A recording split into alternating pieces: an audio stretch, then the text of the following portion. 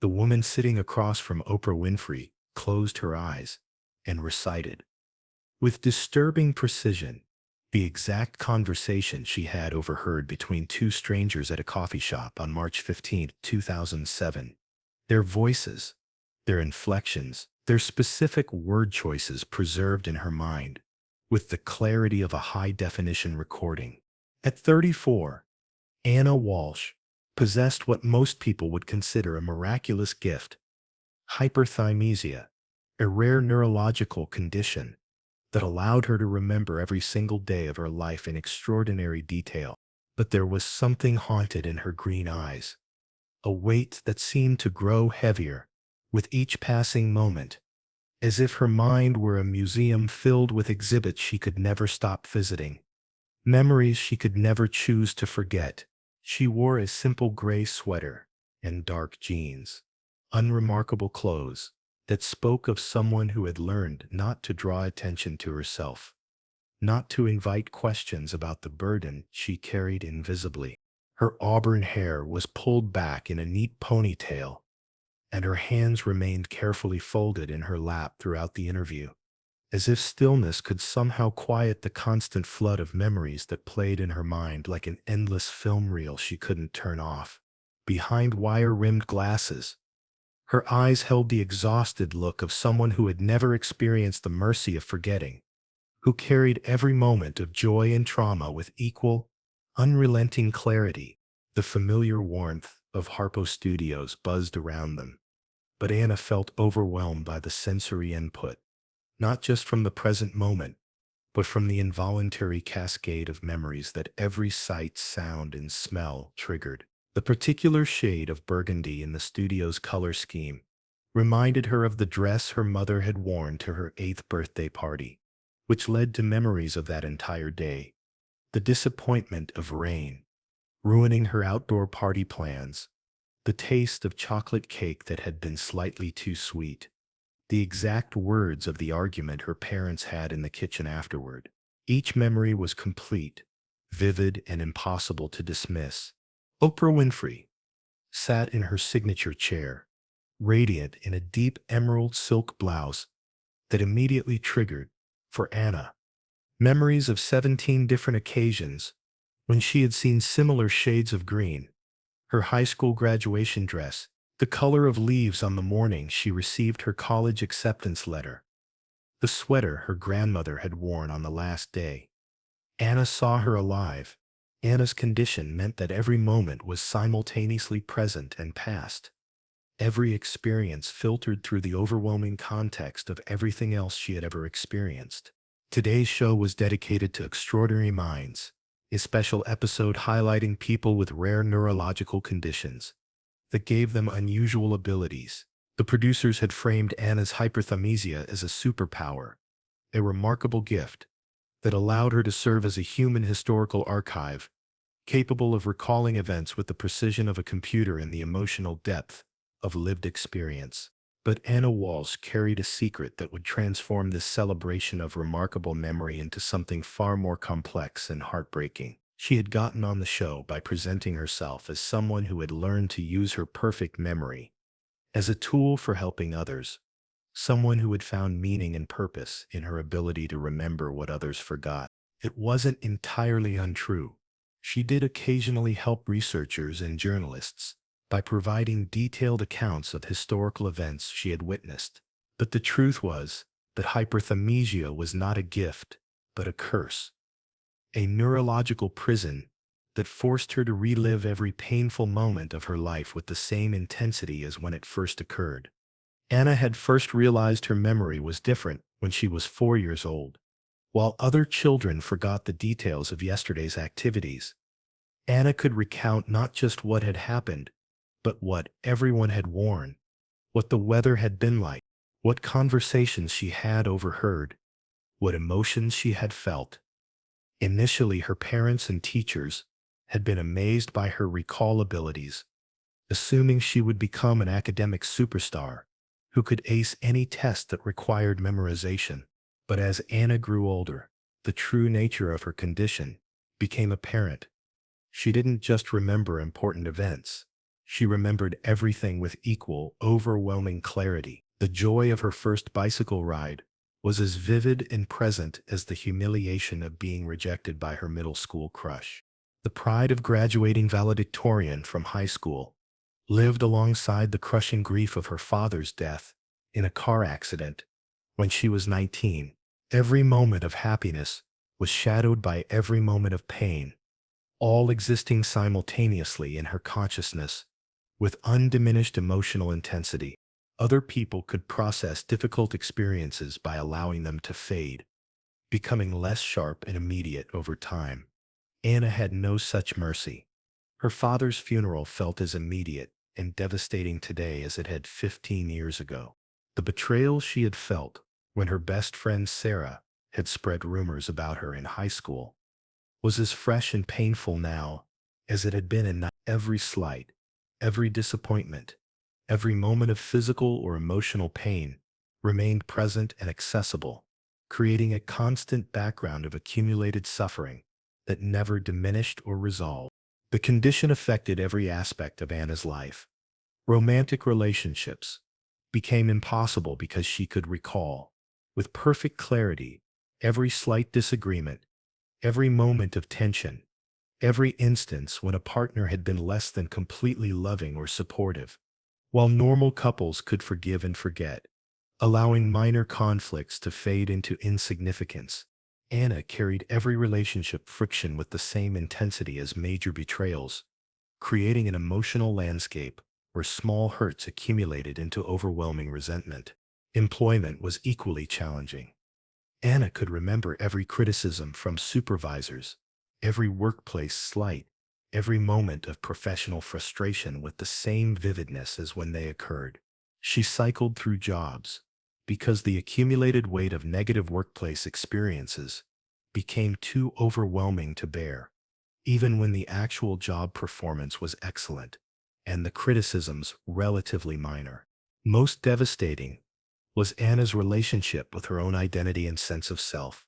People typically define themselves through a selective process of remembering positive experiences while allowing negative ones to fade or be recontextualized. Anna had no such option. Every embarrassing moment from childhood, every academic failure, every social rejection, every instance of feeling inadequate or unsuccessful remained as immediate and defining as her achievements and positive experiences. She couldn't develop a stable sense of self-worth because her mind constantly supplied evidence of every time she had fallen short, every time she had been criticized, every time she had failed to meet her own or others' expectations. The breaking point had come 2 years earlier, when Anna realized she was spending more mental energy reliving past pain than engaging with present possibilities. She had sought therapy, but found that traditional approaches to processing trauma were useless for someone whose traumatic memories never became less immediate or overwhelming. Cognitive behavioral therapy techniques that relied on challenging distorted memories of past events were ineffective when those memories were perfectly devastatingly accurate. Anna had become increasingly isolated, avoiding new experiences because she knew that any negative aspects would be preserved forever, with the same intensity as when they occurred. She lived in a small apartment, working freelance research jobs that allowed her to avoid the interpersonal complexities that might create new painful memories. She had no close relationships because she had learned that human connections inevitably involve disappointments and hurts that other people could forget, but that would remain forever vivid and immediate for her. That's what had brought her to Oprah's show today. The letter she had written to the producers had been an attempt to find meaning in a condition that felt like a neurological curse. She had hoped that talking about hyperthymesia publicly might help other people understand the hidden costs of perfect memory, might lead to better support for people with similar conditions, or might simply allow her to feel less alone with a burden that no one else could truly understand. The show's opening segments had featured inspiring stories of people with unusual neurological conditions. A man with synesthesia, who had become a successful artist by translating his sensory cross-wiring into visual art. A woman with autism, whose pattern recognition abilities had led to breakthroughs in computer programming, and a teenager with savant syndrome, whose mathematical gifts were helping researchers understand prime number distributions. Each story was uplifting, each guest embodying the potential for neurological differences to become sources of achievement and contribution. But when Oprah introduced Anna, something in her expression suggested she sensed this conversation might be different. "Ladies and gentlemen," Oprah announced, "I want you to meet Anna Walsh. Anna has a rare neurological condition called hyperthymesia, which gives her the ability to remember every day of her life in extraordinary detail. She can tell you what she wore, what she ate, what the weather was like, and what happened on any specific day going back to early childhood. Today, she's here to share her remarkable story and help us understand what it's like to have perfect memory." Anna stood carefully, her movement betraying none of the anxiety that was making her heart race, as she simultaneously recalled every other time she had been introduced to large groups of people, the school presentations that had gone well, the job interviews that had gone poorly, the social situations where she had felt judged or misunderstood. As she walked to the interview area, she felt the weight of 300 pairs of eyes on her and was immediately reminded of every other time she had felt scrutinized or evaluated. As they settled into their chairs, Oprah noticed the way Anna's eyes seemed to be processing multiple layers of experience simultaneously, as if she were seeing not just the present moment, but countless other moments as well. "Anna," Oprah began warmly, "most people struggle to remember what they had for breakfast yesterday. Yet you can recall specific details from decades ago. Tell us what it's like to have such extraordinary memory abilities."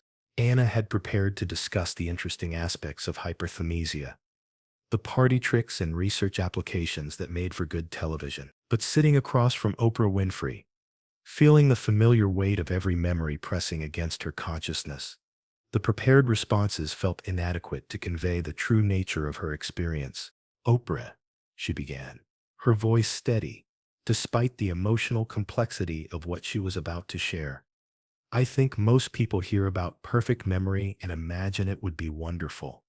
Never forgetting a friend's birthday, always remembering where you put your keys, being able to recall every beautiful moment you've ever experienced." She paused, looking directly at Oprah, with eyes that held depths of accumulated experience.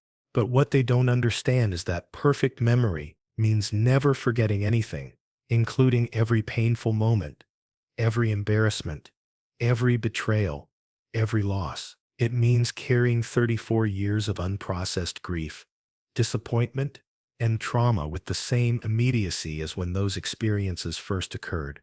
The studio fell into an unexpected silence as the audience began to understand that they weren't hearing a celebration of an extraordinary ability, but a confession of an extraordinary burden. "Are you saying that having perfect memory is painful?" Oprah asked gently. Anna's eyes filled with tears as she confronted a question that got to the heart of her daily experience. "It's devastating," she whispered. "Right now, while I'm talking to you, I'm simultaneously reliving every other interview I've ever given, every time I felt nervous speaking in public, every moment of criticism or judgment I've ever received. I can't be present in this moment because my mind is constantly supplying perfect recall of every related experience I've ever had." She wiped her eyes, her voice growing stronger. "When people ask me to demonstrate my memory by recalling a specific date, what they don't realize is that accessing any memory triggers dozens of associated memories. If you ask me about Christmas 2010, I don't just remember that day. I remember every Christmas, every associated family conflict, every moment of holiday stress or disappointment I've ever experienced, all with equal clarity and emotional intensity." The audience was completely silent now, beginning to understand that they were witnessing something profound. The revelation that an ability most people would consider miraculous was actually a form of psychological torture. Anna, Oprah said softly, can you give us a specific example of how this affects your daily life? Anna closed her eyes for a moment, then opened them with a look of resigned determination. 3 weeks ago, I went to a coffee shop and heard a song that reminded me of my high school prom, she began. But I don't just remember prom as a general pleasant experience. I remember every detail, the exact shade of my dress, the smell of my date's cologne, the specific songs that played, the conversation I overheard in the bathroom, where two girls made cruel comments about my appearance. Her voice became more intense as she continued. But that memory triggered other memories. Every time I felt insecure about my appearance, every moment of social rejection, every instance of feeling excluded or judged. Within minutes, I was reliving 15 years of accumulated social trauma with perfect clarity, feeling all of it as immediately as when it first happened. She looked directly at Oprah. I couldn't finish my coffee. I had to leave the shop and go home, where I spent the rest of the day processing the emotional impact of memories I can never escape, never forget, never allow to fade into the background of my consciousness. Oprah was visibly moved by Anna's description of the psychological weight she carried. How do you cope with carrying so much accumulated emotional experience? Anna's laugh was bitter, tinged with exhaustion. I don't cope, she admitted. I survive. I've learned to avoid situations that might trigger particularly painful memory cascades. I live alone because relationships inevitably involve disappointments and conflicts that I can never forget or forgive the way other people can. I work alone because workplace interactions create new memories of criticism or rejection that I'll carry forever. She paused, her voice breaking slightly. I've essentially stopped living in the present because every new experience is filtered through perfect recall of every related past experience. I can't enjoy a beautiful sunset because I remember every other sunset I've watched, including the ones that were connected to painful moments. I can't feel genuine happiness because I simultaneously feel every moment of sadness I've ever experienced. The silence in the studio was profound as 300 people confronted the reality that an ability they had envied was actually a neurological prison. Anna, Oprah said gently, is there anything positive about your condition? Any way that your perfect memory has enriched your life? Anna considered the question seriously, searching for something positive to share. I remember every moment of love I've ever experienced, she said finally. Every hug from my parents, every kind word from a teacher, every instant of feeling truly connected to another person. Those memories are as vivid and immediate as the painful ones. Her voice grew wistful. But even the beautiful memories are complicated because they're shadowed by the knowledge of how those relationships ended, how people changed, how love faded or was lost. I can remember the exact moment I fell in love with my college boyfriend, but I also remember with equal clarity the moment he told me he was seeing someone else, the exact words he used, the expression on his face. She wiped away tears. Perfect memory means never being able to romanticize the past, never being able to remember relationships as better than they were, never being able to forget the moments when people you loved disappointed or hurt you. It means every beautiful memory comes with perfect recall of how that beauty was eventually lost. That's when Anna did something that surprised everyone in the studio.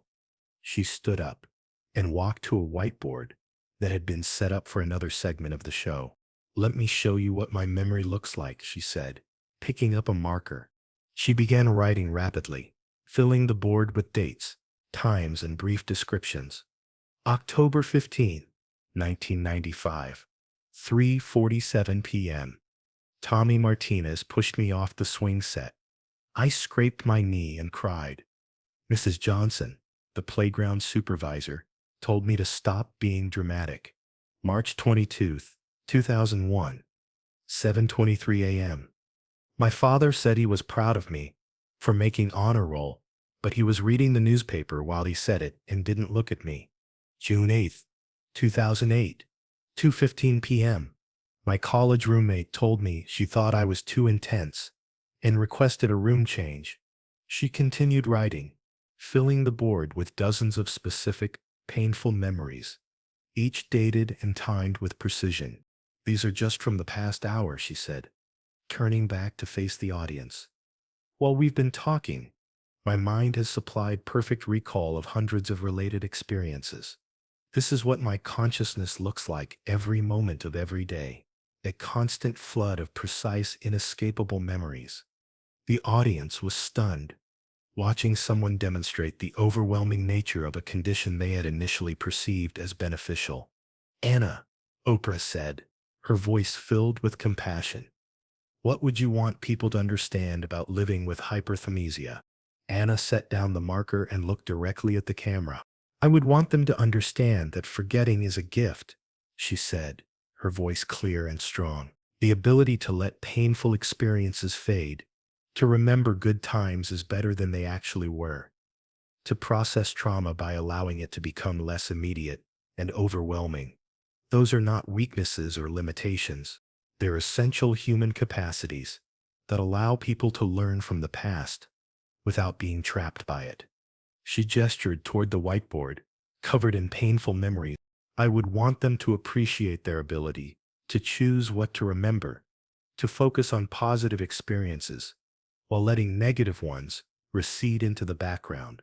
I would want them to understand that imperfect memory isn't a flaw. It's what makes it possible to live in the present, to form new relationships, without being overwhelmed by the accumulated weight of every past disappointment. Her voice grew more passionate.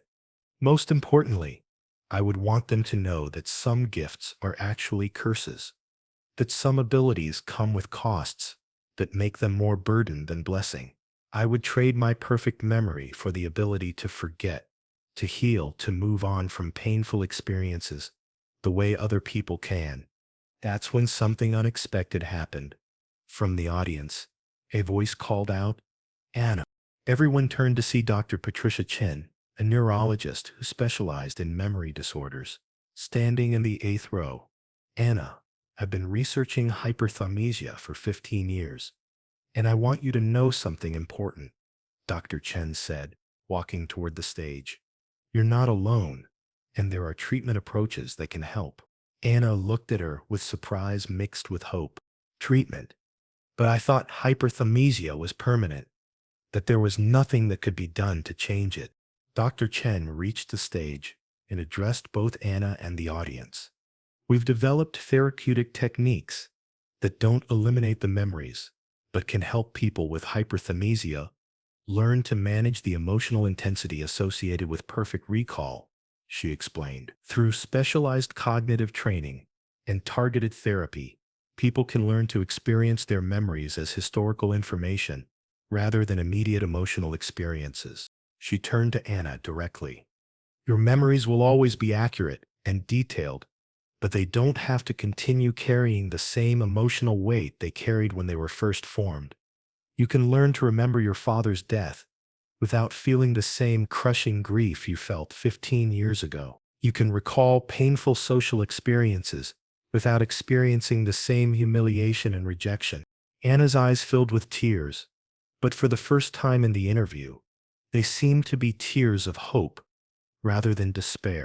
You mean I could keep my memories, but not be trapped by them emotionally? Exactly, Dr. Chen confirmed. Your hyperthymesia is part of who you are, and it does have genuine value. Your ability to provide detailed historical accounts, to help researchers understand how memory works, to serve as a living archive of human experience, but you shouldn't have to suffer emotionally for that ability. Oprah stood up, visibly moved by this unexpected development. Anna, how does it feel to learn that there might be ways to help you live with your condition more comfortably? Anna was crying openly now, but her expression had transformed from despair to something approaching peace. For 34 years, I've believed that my perfect memory was a prison I could never escape, she said. I've lived in isolation because I thought there was no way to prevent new experiences from becoming permanent sources of pain. To learn that I might be able to keep my memories without being emotionally trapped by them. It's the first hope I've felt in years. She turned to Dr. Chen. Can I really learn to remember my father without feeling like I'm losing him all over again? Can I recall beautiful moments without being immediately reminded of how they ended? Can I form new relationships without being overwhelmed by perfect recall of every past disappointment? With time and proper treatment. Yes, Dr. Chen assured her. Your memory will always be extraordinary, but it doesn't have to be a source of constant suffering. As the show concluded, Anna Walsh found herself embraced by Oprah and Dr. Chen, understanding for the first time that her neurological condition didn't have to define the limits of her emotional life. The woman who had spent decades trapped by perfect recall discovered that while she would never be able to forget, she might be able to learn to remember without reliving, to access her past without being imprisoned by it. In the months that followed, Anna began working with Dr. Chen and other specialists, learning techniques for managing the emotional intensity of her hyperthymetic memories. She discovered that while her recall abilities remained unchanged, she could develop new relationships with those memories, seeing them as information rather than immediate emotional experiences. Anna's story became a touchstone for people dealing with trauma, for anyone struggling with the weight of past experiences, and for those seeking to understand the complex relationship between memory and emotional health. It reminded viewers that the human capacity to forget, to heal, and to move on from painful experiences is not a limitation, but a profound gift that makes growth and happiness possible. The interview also advanced research into hyperthymesia and related memory disorders, leading to better treatment options for people living with similar conditions. Anna learned that having perfect memory didn't mean being perfectly trapped by that memory. With help, she could honor her past without being held hostage by it, remember her experiences without being defined by them, and use her extraordinary abilities as a source of contribution rather than suffering. The memory thief's gift, she discovered, was not just her ability to remember everything.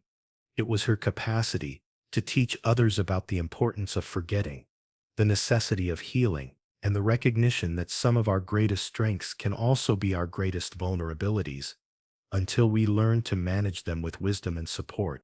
Because sometimes the most extraordinary abilities require the most extraordinary support to become bearable, meaningful, and ultimately genuinely beneficial rather than simply remarkable.